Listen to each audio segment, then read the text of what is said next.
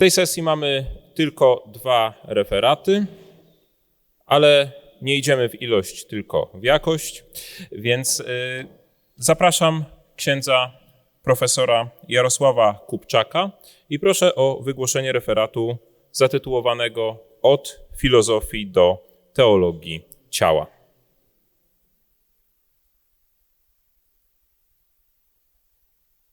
Dzień dobry, szczęść Boże. Bardzo dziękuję organizatorom za to miłe zaproszenie, szczególnie księdzu profesorowi Hołubowi. I równocześnie przepraszam, że jest mi bardzo przykro, że nie uczestniczyłem w dotychczasowych obradach, ale ten tydzień dla mnie jest makabryczny, jeśli mogę. Szukam odpowiedniego słowa ze względu na ilość różnych zobowiązań. Bardzo przepraszam. Szanowni Państwo, mam mówić o ciele w myśli Karola Wojtyły. Jak doskonale zdajemy sobie sprawę, to jest jeden z podstawowych tematów dla Wojtyły, zarówno w jego myśleniu filozoficznym i teologicznym. Jest to temat, w którym też bardzo wyraźnie możemy śledzić relacje pomiędzy filozofią i teologią. I spróbuję trochę o tej relacji powiedzieć, mimo tego, że to nie jest główny temat tego wystąpienia. Od kilku dekad mówi się, że w antropologii dzisiaj pojawiło się nowe zainteresowanie ciałem ludzkim.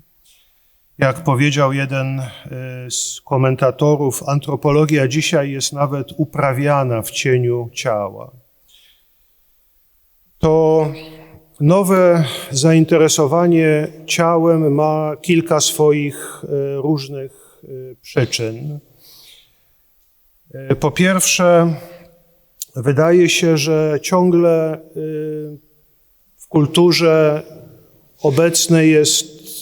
obecna jest próba redukcji człowieka do ciała, która miałaby ostatecznie zrozumieć człowieka po prostu jako organizm biologiczny, jako część przyrody, jako biologię, jako żywy organizm. A więc człowiek w takim paradygmacie ewolucyjnym po prostu jako bardziej skomplikowane zwierzę, a funkcje duchowe w człowieku i funkcje psychiczne wyłącznie jako pewna funkcja tego, co biologiczne. Ale dzisiaj obserwujemy bardzo mocno drugi sposób myślenia o ciele, a mianowicie próbę uwolnienia człowieka od ciała. Ta próba uwolnienia człowieka od ciała w gruncie rzeczy wpisuje się w odwieczne marzenie ludzkości o nadczłowieku. Sztuczna inteligencja, transhumanizm w gruncie rzeczy mogą być widziane jako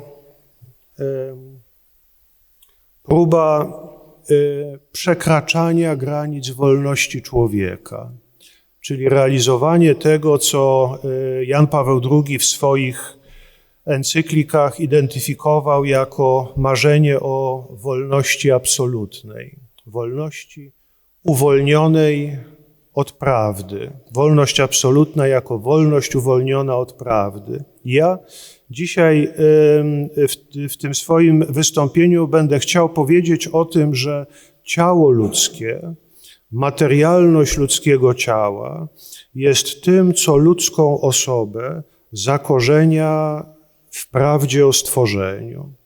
Innymi słowy, tak jak mówi o tym Karol Wojtyła w swojej filozofii, czy w swojej chrześcijańskiej filozofii, a potem Jan Paweł II w swojej teologii, ciało jest świadkiem stworzenia. To ciało nie pozwala nam zapomnieć o tym, kim jesteśmy. Ciało nie pozwala nam zapomnieć o tym, kim jesteśmy. To ciało, które nie pozwala nam zapomnieć o tym, kim jesteśmy, jest, jak to w jednym ze swoich tekstów napisała Barbara Gerl-Falkowicz,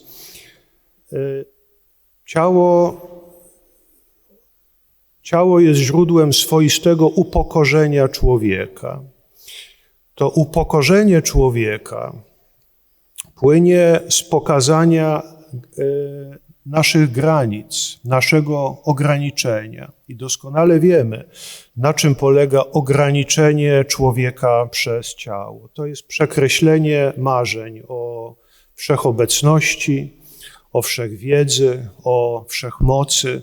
To jest pokazanie tego wszystkiego, co wiąże się z kruchością ludzkiego bytu, z jego przemijalnością, a w związku z tym z bardzo istotnymi elementami prawdy o człowieku. To jest jakby od strony filozoficznej i teologicznej niezwykle ważny temat. Ograniczoność jako ważny element prawdy o człowieku i niezwykle ważny element godności człowieka. Fakt, że jesteśmy ograniczeni, że cierpimy, że umieramy. Antygnostycka teza, podstawowa antygnostycka teza antropologiczna. Ten spór o człowieka jest sercem dzisiejszej kultury. Richard Rex, profesor historii na Uniwersytecie w Cambridge, jakiś czas temu powiedział, że w historii chrześcijaństwa mieliśmy do czynienia z 3 wielkimi sporami. Pierwszy spór to był ten spór o Boga, który dokonywał się w pierwszych wiekach chrześcijaństwa. Kim jest Bóg z tymi wielkimi soborami chrystologicznymi, trinitarnymi pierwszych wieków. Drugi spór to był spór o Kościół, związany z reformacją i pęknięciem chrześcijaństwa zachodniego. I trzeci spór, z którym mamy do czynienia dzisiaj, to jest spór, w który w gruncie rzeczy wchodzimy dopiero. To jest spór o człowieka. Myślę sobie o młodym Karolu Wojtyle. Czasami jak chodzę ulicami Krakowa, myślę o tym młodym księdzu w latach 50. ubiegłego wieku. Miał 30 kilka lat. Pracował na ulicy Kanoniczej w swoim małym mieszkanku i tworzył wykłady lubelskie, tworzył książkę Miłość i odpowiedzialność. O czym jest ta książka? Wszyscy doskonale wiemy, na pewno, jak mówię z przykrością, nie wysłuchałem tego podczas tego kongresu, ale na pewno wielokrotnie było to podkreślone. Jest to książka o cielesności człowieka, o seksualności, o różnicy seksualnej, o płci. Co sprawiło, że ten młody ksiądz w stalinowskiej Polsce, w komunistycznej Polsce myślał o różnicy seksualnej, o różnicy pomiędzy mężczyzną i kobietą. Przecież to było kilkanaście lat przed rewolucją seksualną, przed Soborem, przed Judith Butler, przed tymi wszystkimi, przed filozofią gender. Bardzo lubię opowiadać taką, jak dobrze wiemy, wybitni myśliciele pokazują nam, co jest za zakrętem, co nas czeka. Nie co wydarza się teraz, ale co nas czeka za 10, 20, 30 i 40 lat.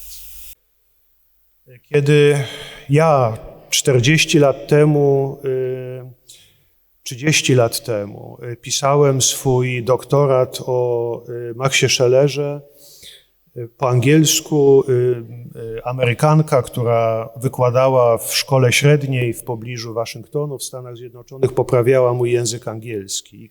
Kiedy dałem jej ten rozdział o Schellerze, nad którym pracował Wojtyła, to ona pewnego dnia wróciła z poprawionym, wszystko na czerwono, I mówi, to jest świetne, to jest świetne. Ja mówię, Lora, ale co jest takiego świetnego na temat Schellera? A ona mówi, słuchaj, to jak piszesz o Maxie Schellerze, to dokładnie tak myślą moje dzieciaki w szkole średniej. W latach 90. dzieciaki w high school pod Waszyngtonem myślały tak, jak to opisał Max Scheller 100 lat wcześniej. I myślę, że w ten sposób możemy podejść również do Wojtyły, do tych jego niezwykłych intuicji związanych z filozofią i z teologią ciała. Filozofia ciała Wojtyły, która swoją dojrzałą postać znalazła w książce Osoba i czyn, od strony ciała, wydaje mi się, najistotniejszą tezą jest to, że podmiotowość osoby zakorzeniona jest w podmiotowości ciała. Ciało ma własną podmiotowość. Ciało ma własną wewnętrzną strukturę i własne zrozumiałe, inteligibilne mechanizmy, czyli mówiąc bardziej filozoficznie, dynamizmy, potencjalności, aktualizujące się potencjalności. Czy człowiek może je zignorować? Czy człowiek może działać przeciwko nim? Tak. Ale do pełni rozwoju osobowej godności potrzebne jest zaakceptowanie ich. One są częścią tego zupełnie unikalnego bytu, jedynego w kosmosie, jakim jest ludzka osoba, złożona z tego, co duchowe i z tego, co cielesne. Wrócę do tego za chwilę. Nie ma podmiotowości osoby bez ciała. Ta prawda o podmiotowości osoby, która jest zakorzeniona w podmiotowości ciała, w teologii Jana Pawła II. Wiemy, że ta tak zwana teologia ciała była tworzona jeszcze w Krakowie, przed początkiem pontyfikatu. Była próbą po prostu teologicznego przemyślenia raz na nowo tej problematyki, o której pisał w książce Miłość i odpowiedzialność. I myślę, że dla teologii ciała podstawowym pojęciem jest pojęcie sensu ciała. Sensu ciała. Ciało ma sens. Ciało ma znaczenie. To znaczenie ludzkiego ciała w strukturze osobowego podmiotu Wojtyła odczytuje poprzez fenomenologiczną eksplorację obiektywnego ludzkiego doświadczenia. Jak wiemy, często doświadczenie kojarzy nam się z czymś subiektywnym, z czymś, co jest tylko moje. Ale ważną częścią tej fenomenologii, obiektywnej fenomenologii Karola Wojtyły jest przekonanie, że są obiektywne ludzkie doświadczenia, które nas łączą. Są obiektywne ludzkie prawdy, ale są również obiektywne ludzkie doświadczenia. I fenomenologia Wojtyły ma za swój cel dotarcia do tego, co istotowo ludzkie poprzez opis tego obiektywnego doświadczenia, tego, co nas ze sobą łączy. 3 podstawowe sensy Wojtyły, które wyróżnia Wojtyła. Myślę, że moglibyśmy z tym pójść jeszcze znacznie dalej, że to jest taki fragment myślenia Wojtyły Jana Pawła II, który jest niedokończony, który można poprowadzić znacznie dalej. To oczywiście są sens osobowy, sens oblubieńczy i sens rodzicielski. A więc to są 3 znaczenia ludzkiego ciała, nie narzucone przez nas na to, co biologiczne, ale związane wewnętrznie z biologiczną strukturą naszego ciała i z jego znaczeniem dla struktury podmiotu. I moglibyśmy każdy z tych sensów oczywiście tutaj długo dyskutować, Część z Państwa oczywiście doskonale wie, o czym mówię. Te osoby, które być może po raz pierwszy spotykają się z myślą Karola Wojtyły i Jana Pawła II, to są nieznane terminy, więc ja tylko je zdefiniuję ze względu na ograniczenia czasowe, a więc sens osobowy. Ciało jest podstawą bycia osobowego. Nic, co osobowe w człowieku, nie dokonuje się bez udziału ciała. Prawda? To specjalnie chcę w taki mocny sposób przedstawić tą tezę. Nic osobowe nie dokonuje się bez udziału ciała. Także nasza relacja wertykalna, nasza relacja do Boga zapośredniczona jest w ciele, bo wszelkie poznanie człowieka ma charakter cielesny, ma charakter empiryczny. Zaczyna się od ciała, zaczyna się od zmysłów. Wiemy, że w tym umiarkowanym empiryzmie Karola Wojtyły, rodem oczywiście z tradycji arystotelesowsko-metafizycznej, nihil in intellectu nisi in sensu. Nie ma nic w ludzkim intelekcie, co by wcześniej nie zaczęło się w ludzkim ciele. Człowiek poznaje jako ciało pośród ciał. Przez to, co empiryczne, przez spotkanie z rzeczywistością empirycznie obserwowalną, człowiek dociera do Boga.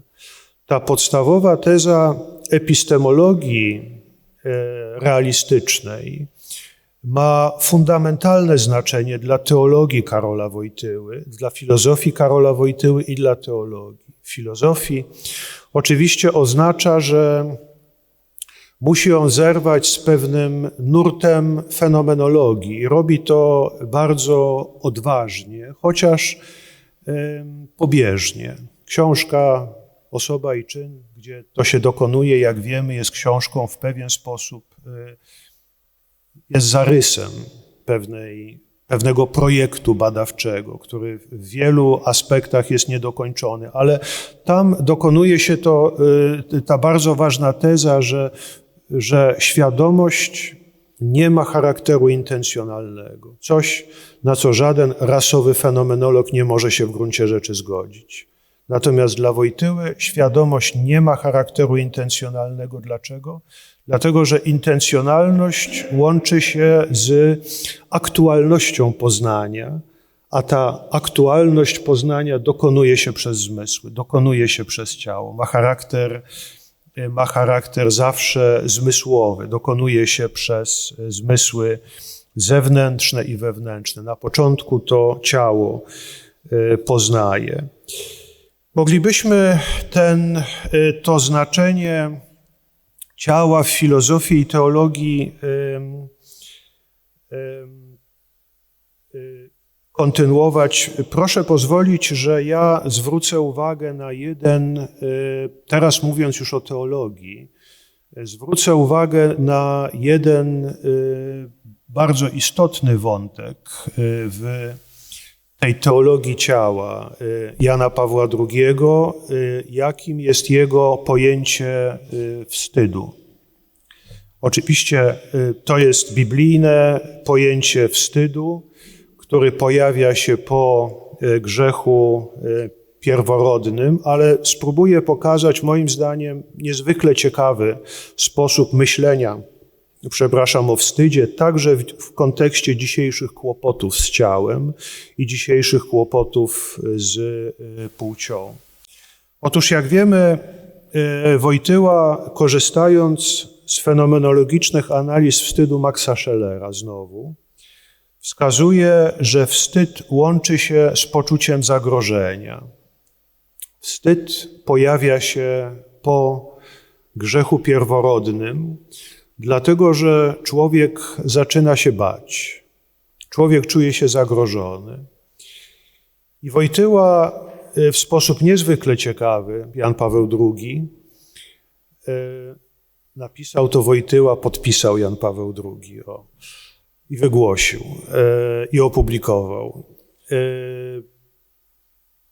4 rodzaje wstydu. To niezwykle, moim zdaniem, ciekawy fragment tej myśli. Po pierwsze, wstyd wertykalny. Człowiek ukrywa się, za każdym razem wstyd jest pewnym ukryciem. Człowiek ukrywa się przed Bogiem w zaroślach, bo jak tłumaczy Bogu, przestraszył się. Pojawia się lęk po raz pierwszy, strach przed Bogiem, jakby Boga trzeba się było lękać. Drugi wstyd i drugi lęk człowieka to jest lęk relacyjny, seksualny. Związany jest z zakryciem intymnych części swojego ciała przed wzrokiem drugiego. Okazuje się, że po raz pierwszy po grzechu to, w jaki sposób patrzymy na siebie, może stanowić źródło zagrożenia, źródło lęku. W spojrzeniu drugiego jawi się coś, co jest dla nas zagrożeniem. Wiemy, że Wojtyła w fenomenalny sposób, zresztą nawiązując moim zdaniem do analiz Jean-Paul Sartra, mówi, że to spojrzenie, które nam zagraża, jest spojrzeniem uprzedmiotawiającym, spojrzeniem, które po prostu traktuje nas jak przedmiot, jak jeden z elementów przyrody. Człowiek przestał patrzeć na siebie w sposób ludzki. Patrzymy na siebie tak, jakbyśmy byli po prostu częścią tej bezosobowej, nieożywionej, a może ożywionej, zwierzęcej rzeczywistości. Trzeci wstyd to wstyd kosmiczny.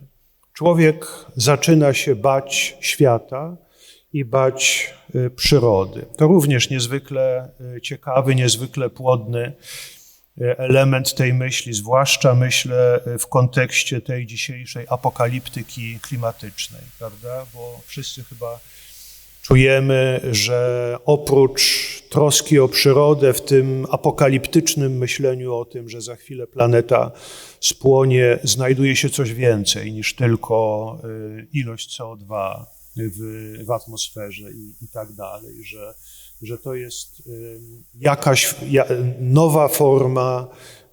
30 czy 40 lat temu baliśmy się, że Ziemia zostanie zniszczona w czasie wojny nuklearnej, a teraz, prawda, wojna nuklearna jakoś odpłynęła, już teraz jest inna forma tego globalnego zagrożenia. I wreszcie 4. rodzaj wstydu, nad którym chciałbym się chwilę zastanowić, to jest wstyd immanentny. Co to jest wstyd immanentny? Otóż Wojtyła w gruncie rzeczy, mówiąc o wstydzie immanentnym, dokonuje teologicznej interpretacji dualizmu kartezjańskiego. Bo wstyd immanentny, jak powiedziałem przed chwilą, wstyd jest zawsze lękiem, jest poczuciem zagrożenia.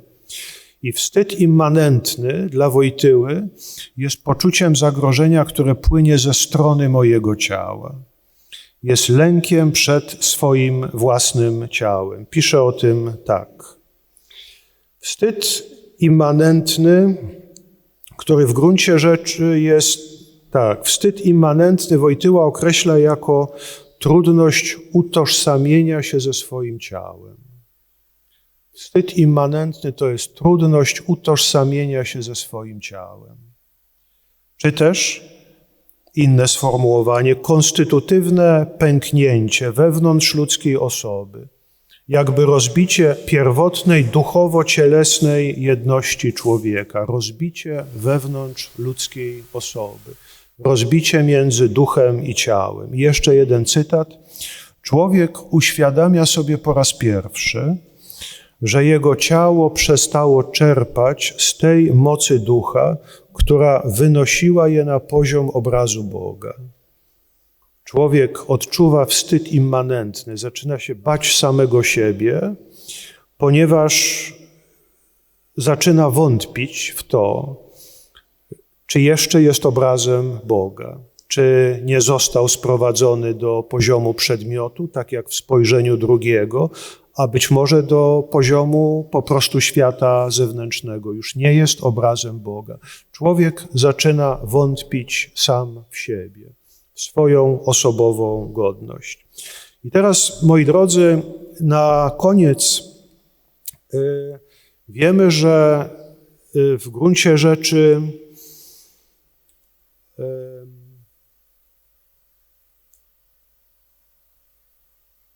ten poczwórny wstyd stawia przed religią i przed kulturą zadanie pojednania człowieka w tych 4 dziedzinach.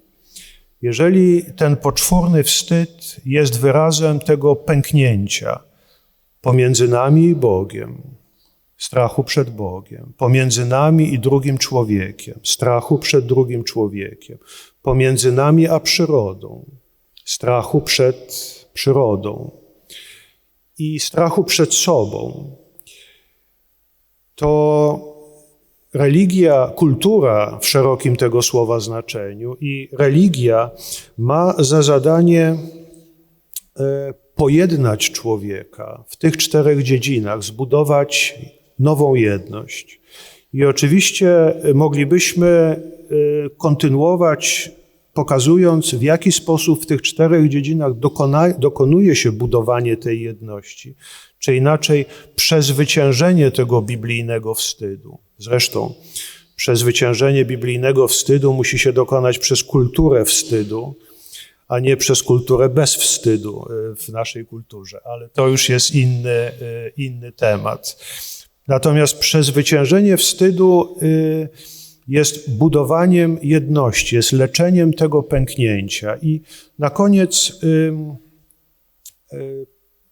możemy się chwilę zastanowić, na czym polegałoby to przezwyciężenie pęknięcia w stosunku do własnego ciała, w stosunku do tego wstydu immanentnego, tej niezdolności utożsamienia się ze swoim ciałem. Zdajemy sobie sprawę, że z jednej strony w dzisiejszej kulturze, która moim zdaniem jest dogorywającą kulturą wolności absolutnej, to są paroksyzmy w pewnej formacji kulturowej, która dogorywa, która dotarła już do pewnych swoich granic. Oczywiście mówiono tak 100 lat temu i 200 lat temu, ale moim zdaniem teraz rzeczywiście to się dzieje. Dlaczego? Dlatego, że wolność zwraca się w tym momencie przeciwko samemu człowiekowi. Obiecuje człowiekowi, że będzie kimś innym. Jak ma się dokonać pojednanie człowieka z samym sobą? Poprzez docenienie tajemnicy stworzenia. Poprzez docenienie tego, że nasze ciało, tak jak pisze o tym Jan Paweł II, jest pierwszym świadkiem tajemnicy stworzenia. Nikt swojego ciała nie planuje. Nikt swojego, można sobie umeblować mieszkanie, ale nikt nie może stworzyć swojego genotypu, ani wybrać swoich rodziców, ani wybrać momentu narodzenia, ani wybrać miejsca narodzenia. I moglibyśmy kontynuować to. Ciało, które jest pamiątką, anamnezą stworzenia, odnosi człowieka z natury swojej do tego aktu religijnego, który nas poprzedza i w związku z tym ma charakter religijny, odnosi nas z natury do Boga. Nie będę rozwijał tego wątku. Natomiast tak widziane ciało jest źródłem podstawowych prawd antropologicznych. na których buduje się prawdziwa godność osoby ludzkiej i prawda o człowieku. I to jest prawda o tym, że człowiek pochodzi od innego. Ostatecznie pochodzi od miłości, że człowiek jest darem i że równocześnie ludzka wolność ma charakter ograniczony. Jest w pewien sposób ten moment zadania ludzkiej wolności oznacza, że ona jest nam dana już z pewnymi warunkami wstępnymi. I myślę, że od zastanowienia się nad tymi prawdami dotyczącymi wolności, która jest wcielona, która jest zakorzeniona w ludzkim ciele, powinna się zaczynać realistyczna antropologia. Ciało ludzkie, które zawsze jest ciałem osoby, ale równocześnie osoba, która nigdy nie rozwija się ani w wymiarze doczesnym, tym, który opisuje filozofię, ani w wymiarze wiecznym, tym, który opisuje teologia. Osoba nigdy nie rozwija się poza rzeczywistością ludzkiego ciała. Bardzo dziękuję Państwu za uwagę.